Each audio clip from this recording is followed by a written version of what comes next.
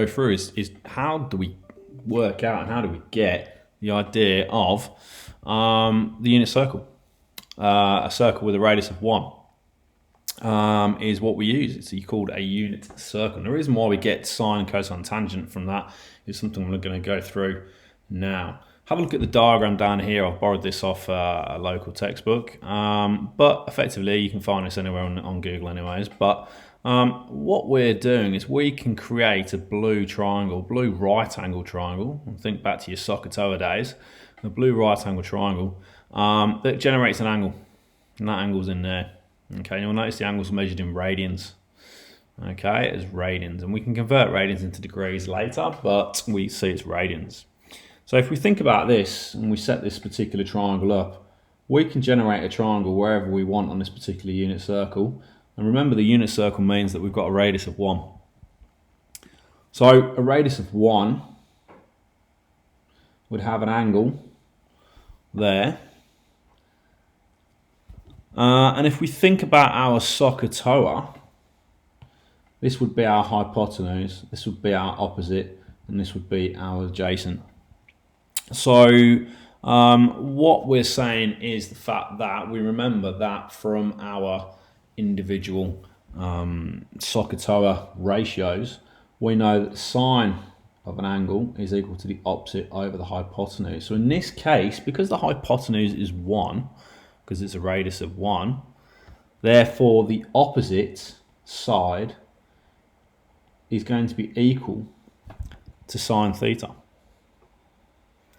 Okay, so in this case, this side here would actually be our sine theta, because we've just sat there and done that one. Same principle is that if we then sat there and went, okay, the cos theta is equal to adjacent over hypotenuse. And adjacent over hypotenuse, again, we don't know what the adjacent is, but we do know the hypotenuse is 1. If we do a divided by 1, it's just going to give us a. So therefore the adjacent must be equivalent to whatever the cosine of that angle is.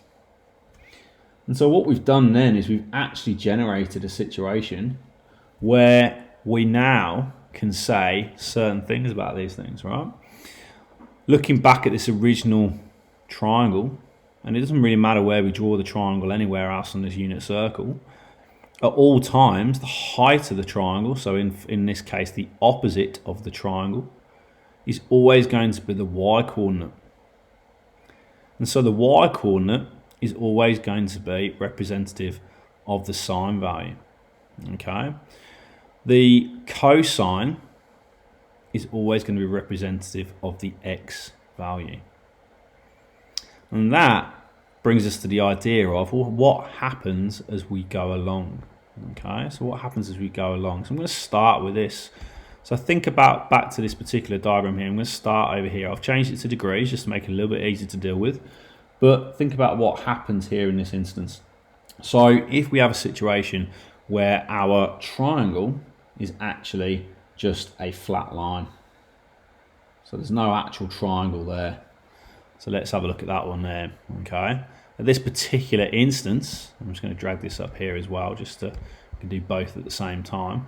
In this particular instance, what we're going to find is we're going to find that if we're talking about the length of the triangle, which we've called cosine, and we're going to call this we're going to use this one as the height of the triangle, which we're calling sine in this case. And think about what happens. Okay, so as it's flat, what's the angle? The angle of the triangle is non-existent at the moment. It's 0. There is no triangle. So if we think about that, at 0, the length of our triangle is actually 1. But the height of our triangle is actually 0. Now, as we move this particular line and we make it into a triangle, so if we go to the blue triangle now, this blue triangle here, what's happening to our length as we go along? The length of our triangle is actually getting less, isn't it? So it's actually decreasing. And the height of our triangle is actually increasing. So if we get to a stage where we move around to this line here, so now we've moved how far from where we started? We've actually moved 90 degrees. Then slightly different situation now. The length of our triangle is now non-existent, so that's now 0. So when it's 90 degrees, it's going to be 0. And when it's at 90 degrees, the height is now going to be at 1. You'll notice that changes. Now, with a unit circle, what happens is, although it doesn't necessarily look like it, if we draw ourselves a triangle over in this particular quadrant here, then what we actually do, we don't use this angle here, that doesn't work, okay? What actually happens is the fact that our angle, and we'll talk about symmetrical properties in a later video, our angle is now, how much has it moved around? And so that angle is now going to be greater than 90 but less than 180. So think about what's happening here. And if we draw our line over here, which is now going to be our new triangle, so it's travelled 180 degrees around, what's the length of our x? Now technically the absolute value of our x is 1 because it's a one line distance. However, it does now go to -1 over there. So we have to take that into consideration, which is the reason why our graph goes down to -1 on the length. The height of our triangle is actually 0. And then if we carry on all the way around, so we keep going and we go down to here now. So if we keep going all the way around, and we keep going all the way around this time and come to a full, that circle now, we're now going to 270, aren't we? So 270, think about what the value of our y and our x coordinates are. Our x coordinate is back to 0 at 270. But our y coordinate is now at -1. So again, the absolute value of our y is actually 1. But remember, we're dealing with a quadrant unit circle here, so we're looking for -1 as our particular coordinate.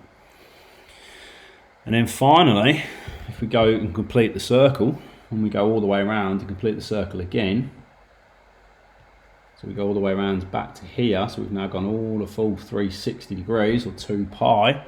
Think back to what the coordinate is here. The coordinate here is now back to 1, 0. So the x value is now back up to 1, and our y value comes back to 0. And that formulates a particular pattern with what is known as our key points of our cosine and our sine graph. And that repeats itself every time we go around a unit circle. So if this was to continue past 360, it would carry on and on and on, and it will keep traveling and keep going all the time. Okay, so as we are drawing it on a set of scales, set of axes, and technically speaking, we do have to be a little bit more accurate with our values. However, for the instance of this particular video, and if you have a look at my exact values video, you'll understand why we can do this a bit more accurately later. But for the time being, we're just going to go through and just show generally what the general graph looks like, and it's actually a curve. So the curve goes through that point, and I've missed it slightly there, but it does go through 90. Okay, and then it will come back up, and it will actually go through and keep going. And there are some key points there as well that are quite useful for later on. But there are some that it does definitely go through. So when you're drawing it as an exact graph, there are 4 points there that are going to be something that once you've done your exact values video, you'll be able to may understand where that comes from. The sine graph, very similar. Okay, but obviously it starts down here this time. So it's actually going to go and do this. Okay, so it goes up to start with, and again, there's a key point here. But we'll get a bit more used to that later. Then I'm going to come down. I'm going to come down through 180. I'm going to then keep going. And then we're going to eventually stop over here. And again, some key points to just bear in mind there. When we do our exact values, there are some values of 30s and 60s that actually give us a whole value, or I should say half a value, so they will be quite useful. But the key points to remember there are always these ones here, okay? So 0, 1, 90, 0, 180 minus 1, 270, 0, and 361. They're the key points to remember. And then obviously this one for the sine graph.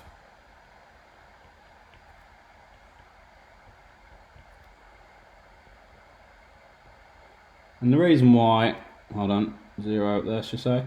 The reason why we just remember those is because when we're solving solving trig equations later, it's just a little bit easier to figure it out. Okay, so what that happens is there is lovely, is it just does the judgment of the height, or the coordinate of the height and the length of the triangle.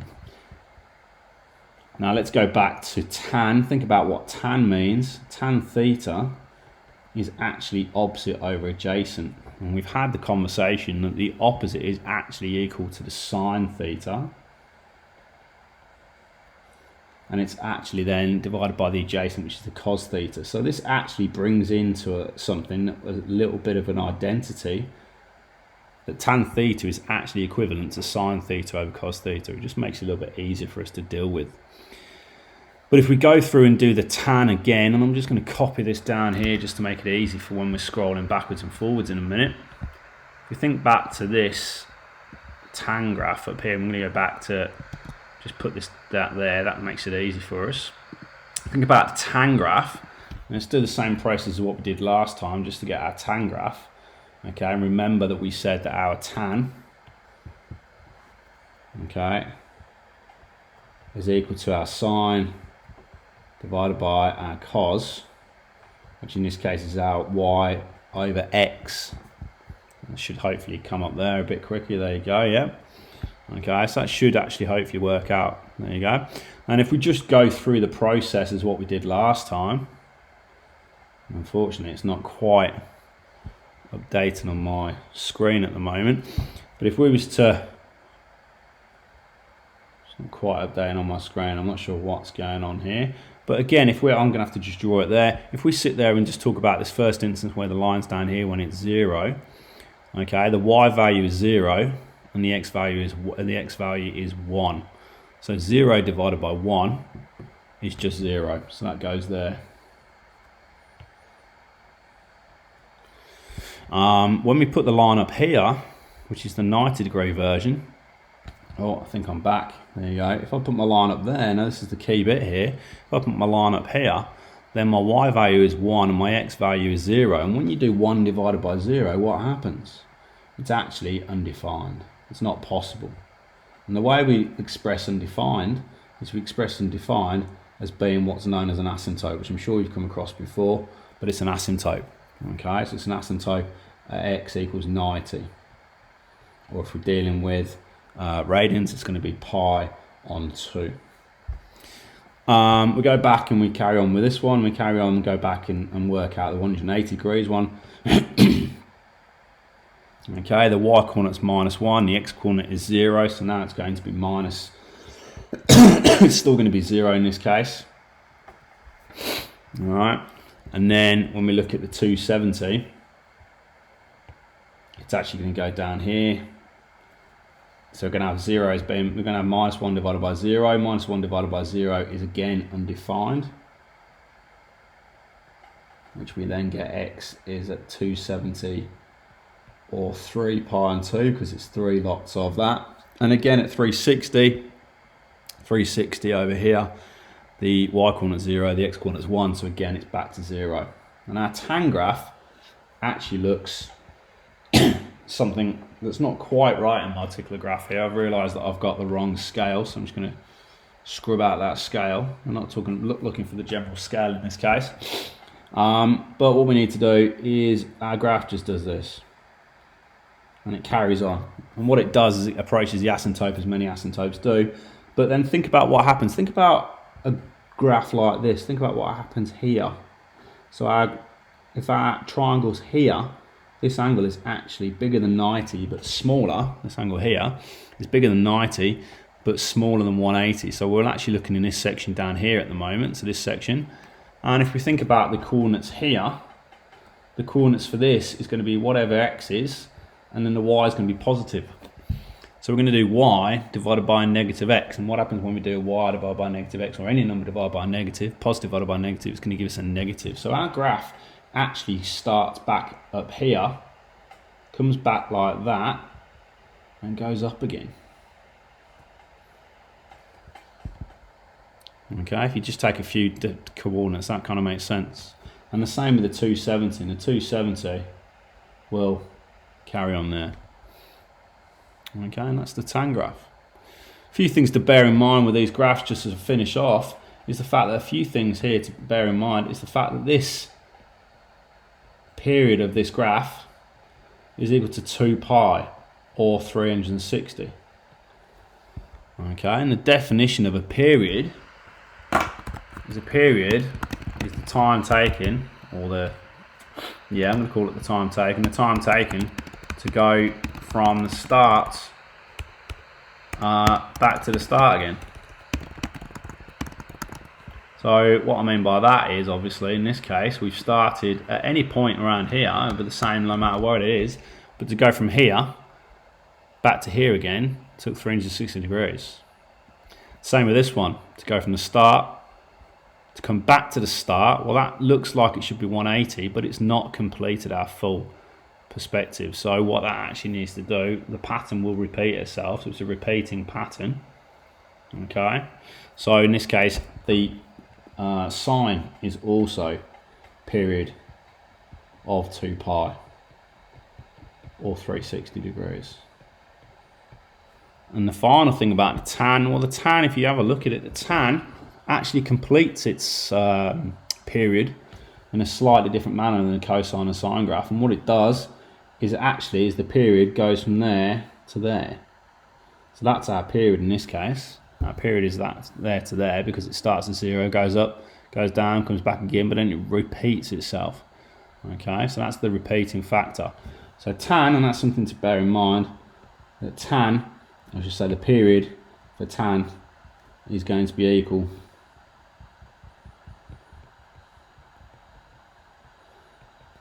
to just pi or 180 degrees. And they're quite important for when we go on to some different versions of graphing later.